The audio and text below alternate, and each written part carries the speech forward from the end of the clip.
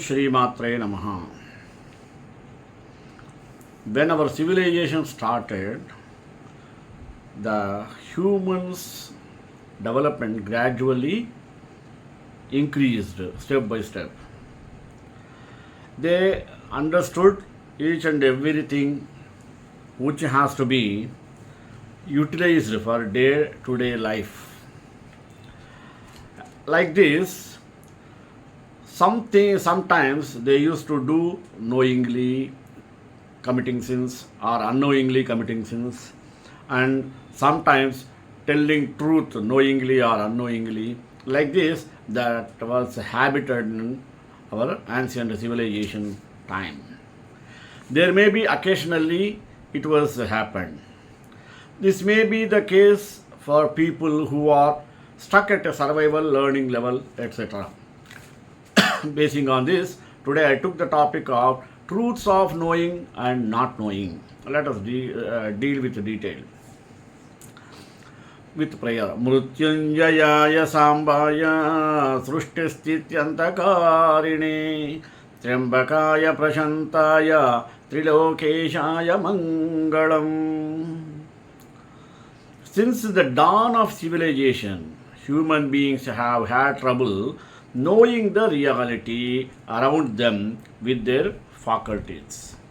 The problem still exists. It is not because our education is defective or we have not tried enough.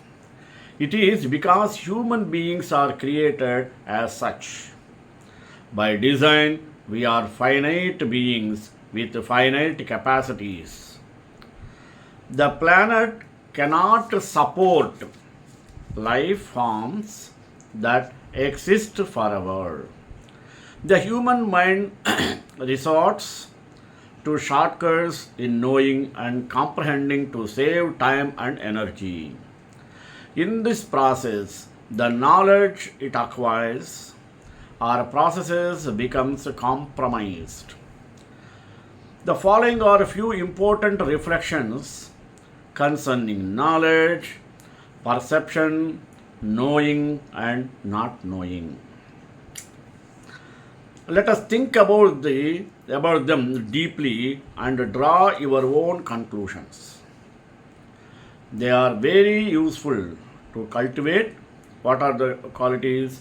Tolerance, humility, and open-mindedness, and understanding that truth is relative to the knower and his or her knowledge and experience. There are some limits for knowledge. Let us find out limits to knowledge. There are limits of human knowledge, just as there are limits to the mind and senses. The all-knowing awareness does not arise in us because of our physical and mental limitations. We cannot see far nor think forever. While we may take pride for our achievement and little acts of greatness, our journey is limited to a brief moment in the history of the universe. Yet, it is not an excuse for us to remain indifferent or do nothing. We have a universe which awaits our exploration, study freedom from shackles of existence. There are three factors in seeking knowledge. Let us see what are they. In seeking knowledge, three factors are important. What you want to know. Number 2, the method of knowing. Number 3, and the truth of it. They in turn depend upon our desires, attachments, and priorities. Different people seek different things in life and may resort to different methods. Hence, their knowledge is never the same, and they all do not see the world in the same manner. All the three factors are important. However, the last one should be the goal oriented, and the first two should be the means which lead to the truth of things we know, study, and observe.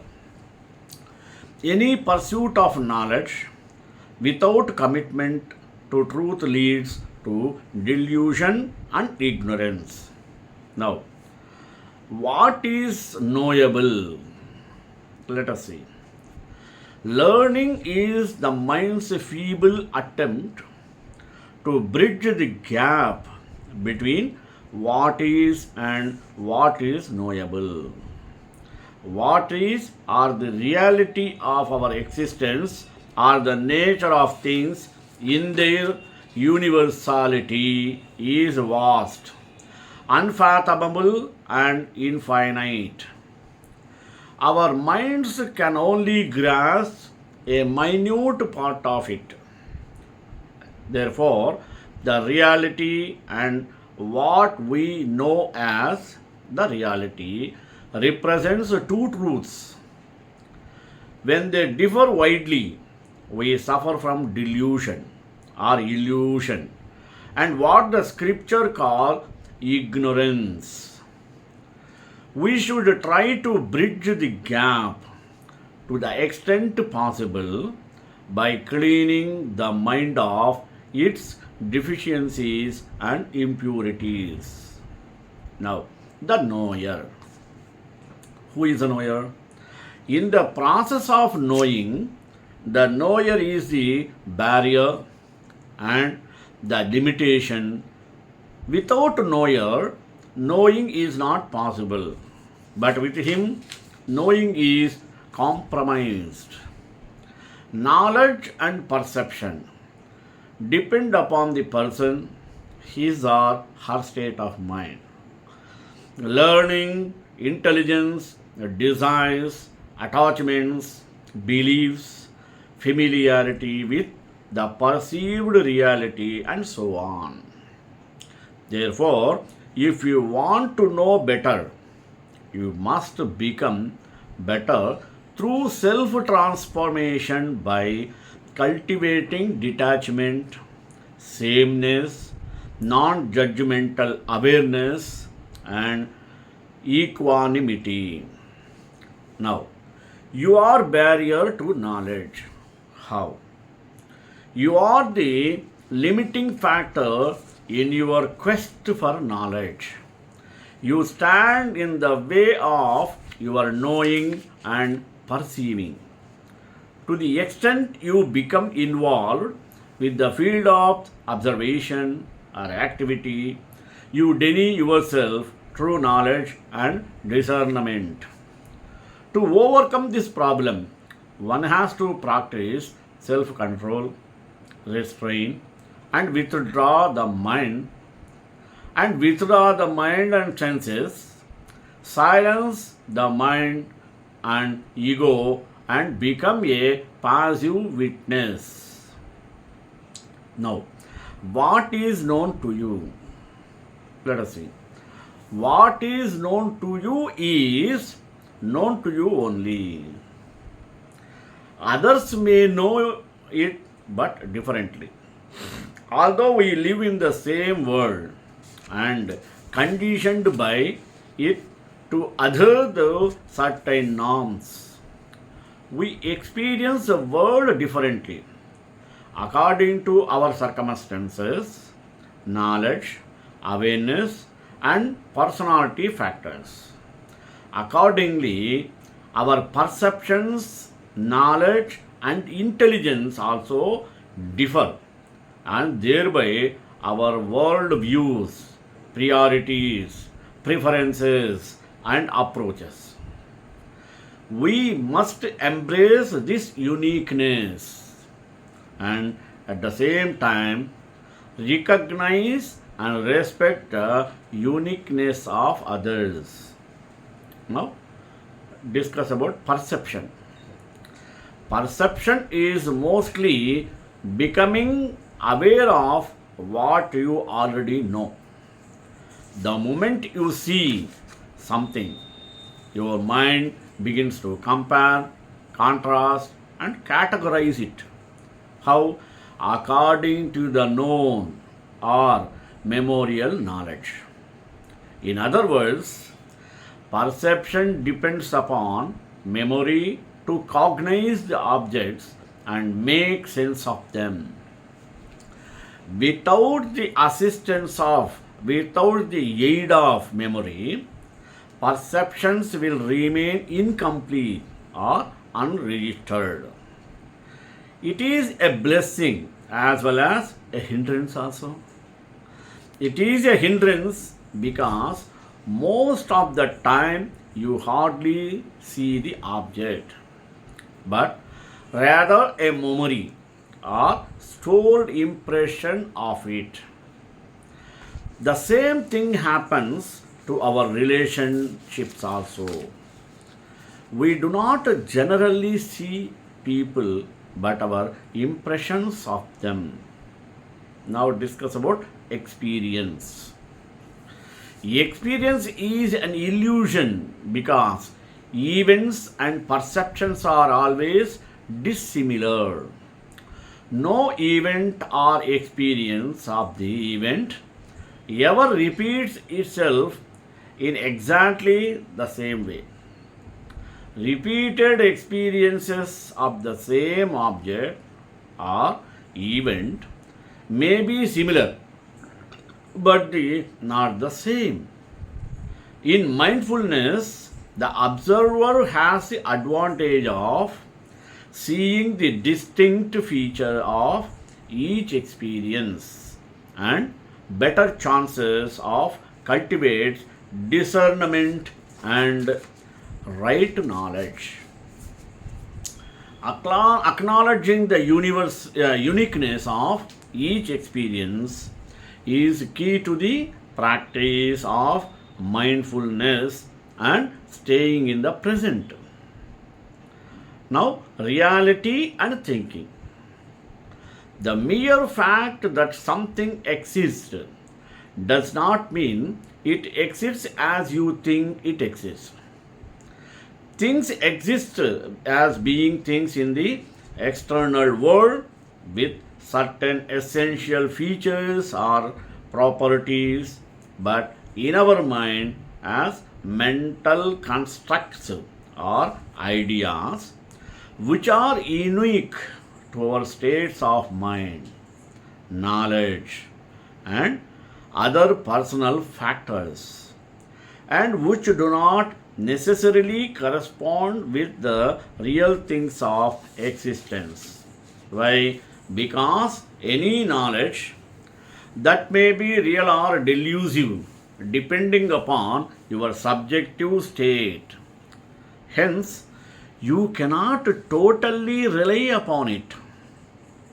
In this regard, we require awareness. Let us see what is awareness. Your knowledge is limited by your awareness, and your awareness is limited by your knowledge. Both are limited by you. To be aware of something does not necessarily mean you have the right knowledge of it, unless you have addressed the fundamental problems we have with perception, experience, and knowledge.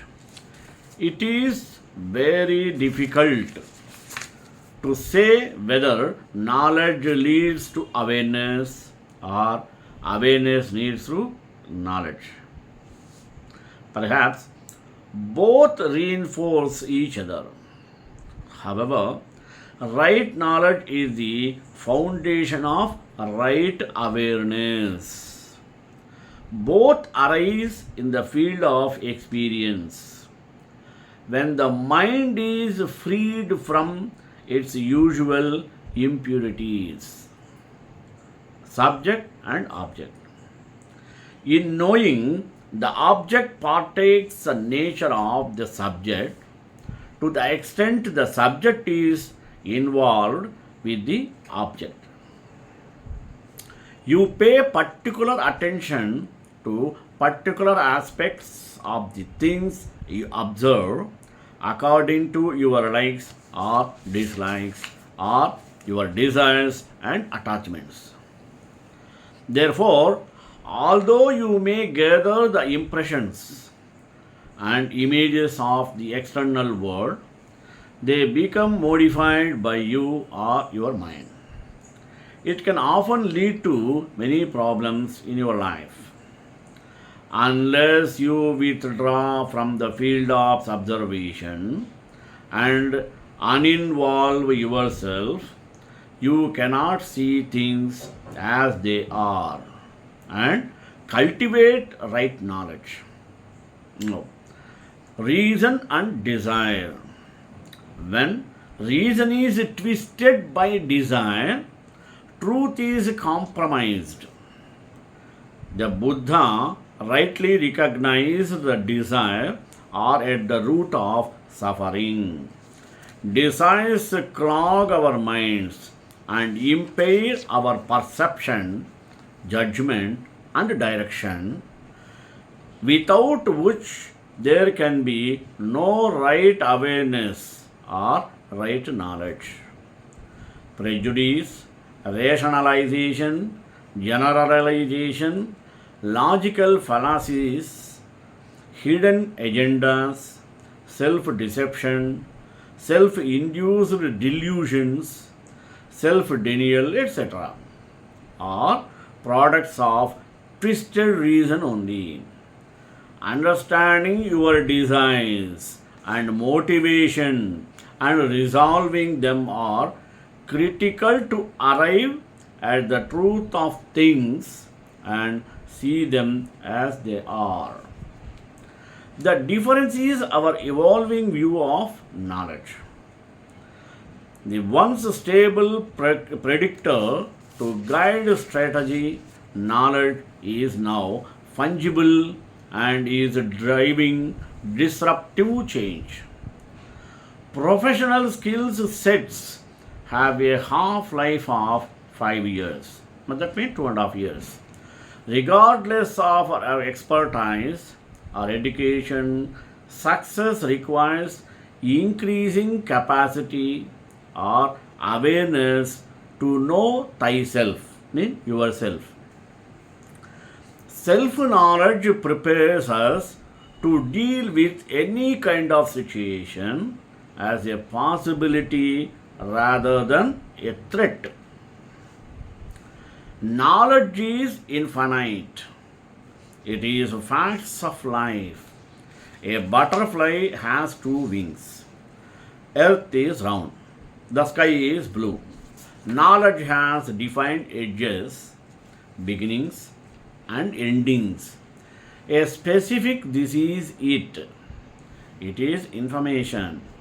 The mind grasps in completeness until it does not. For our understanding of things evolves. One day we live in a geocentric solar system, and then the next day it is the sun, not the earth. The planet revolves around. One day our knowledge informs us that we must spank children.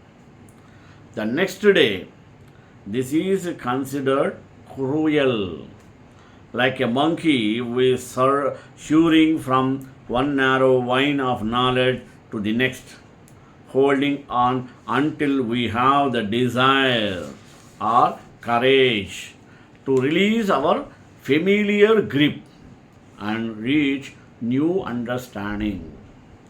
While knowledge is definite and knowing is fluid and yin, it is here and there and everywhere all at once, rather than in the confines of our limited personal mind. Like the wind, it blows through us unexpectedly and without us having any clear sense of its sources, its cause. A sudden gale of insight, gust of creativity, blast of concern that in no way can be made sense of by the facts of life. Mysteriously, this inexhaustible universal knowing mind exerts itself through us and is then gone, leaving perhaps only a chill, a resonance, a trace, a reminder of its presence. Somehow we know that we must stay in our relationship, despite all the struggles and logical reasons to leave. We know there is a danger in the other room, the one we cannot see into from where we are.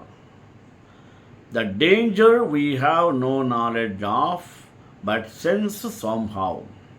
We know we have, somehow we know we have to pull the ear over and someone without any knowledge of who they are or why we feel this impulse. Somehow we just know. We know we must continue blindly stepping forward into our purpose even though money is running out and everyone around us thinks we are unreasonably impractical and caught in fantasy thinking. Knowledge about our proof financial status places our defiant and persistent knowing in the clear light of scrutiny. Those who care about us corroborate these ostensibly dire pragmatic details with their own grasped knowledge of how things are and ought to be, as expressed through their regular admonishments of our pie-eyed decision making. But in our heart quietly burns courage and trust. A faint knowing knows what knowledge has no way knowing. Beyond our thinking mind and in our cells and bones, we feel our inner mandate to dream and live boldly. A mandate our knowing tends to that careless about the details of temporal world and more about adventuring into the mystery of our soul and soul's path.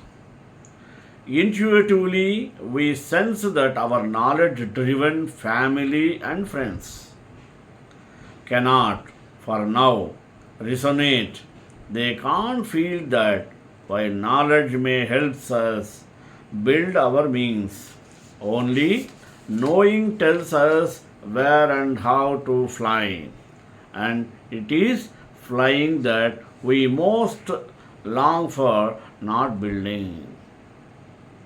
And so we continue onwards, trusting this knowing, moving forward with irrational optimism that dumbfounds our seasoned knowledge and those well intentioned family and friends who witness our incomprehensible journey. And with each step we take, our knowing only grows stronger, leading us further into our heart, into the mystery. The interplay of knowledge and knowing. Knowledge by itself is dry, but knowledge is watered by contemplation, even by simple reflection, and becomes a living seed that eventually flowers and bears surprisingly rich fruit. Knowledge and knowing long to play together.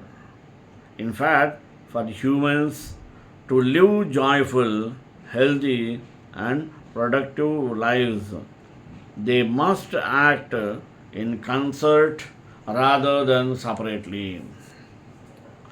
Knowledge is only useful to the degree that knowing guides it, disconnected from the human heart and inner wisdom. Knowledge is simply drawing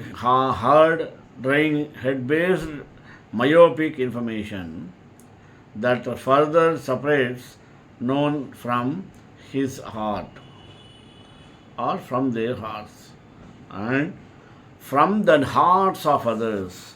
Knowledge, while useful above, cannot properly serve.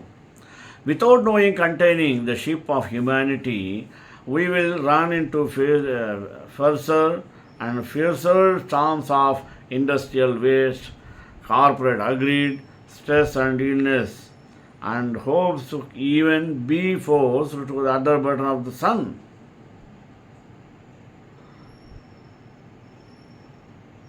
We will continue letting fear and hatred manage our growing database of knowledge. Knowing begins. The emissary of the heart is meant to put knowledge to good use, sprinkling it with wisdom and loving nudges, and also good to use. Ensuring that mathematics, biology, physics, engineering, government technology, and all other fields of human information carry the fragrance of the unseen. And only then, when heard, the head stirs the heart, and knowledge puts its faith in the unquantifiable mercurial nature of the soul, does our planet have a chance. Conclusion. Our knowledge is meant to help us survive in a complex world without burdening us with the weight or excess knowledge or unnecessary knowledge, which may slow down in responding to external threats or distract us from them. In reactive matters, the mind prefers quick solutions, mechanical and intrinsic responses, and surface thinking on need to know basis as part of your survival instinct. To the extent possible, it ignores the complexity and confines itself to the obvious and the apparent. If you want to be a true seeker of knowledge, your search for truth must begin from within, with its usual fallacies, by paying attention and reflecting deeply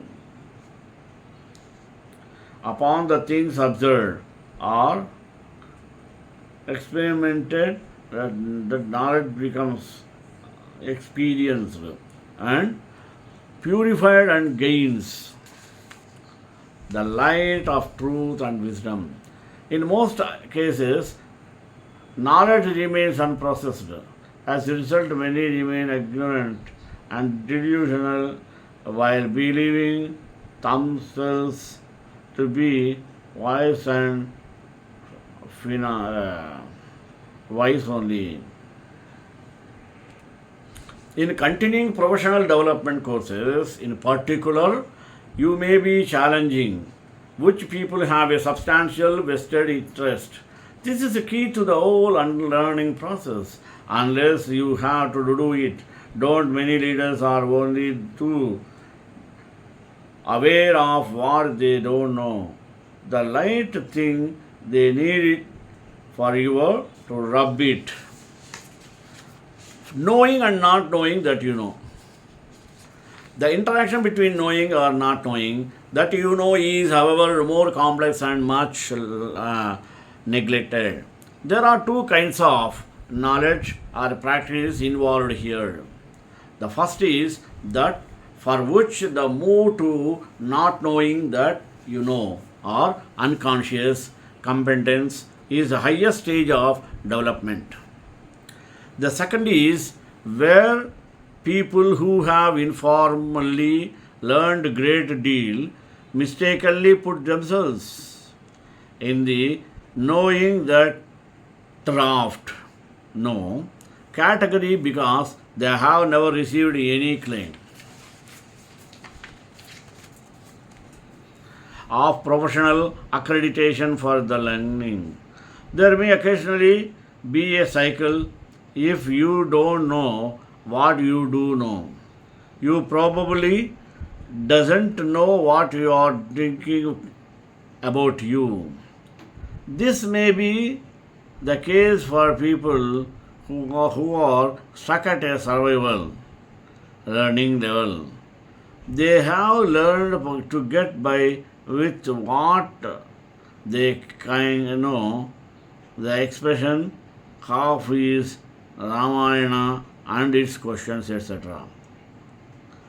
However, they can't take it any further because it is out of the awareness. Shrekanta Kalyana Nidina Sevekadvasa Sivasa Mangala Mangala Sarme Raja Raja Satkuraya Sumangalam.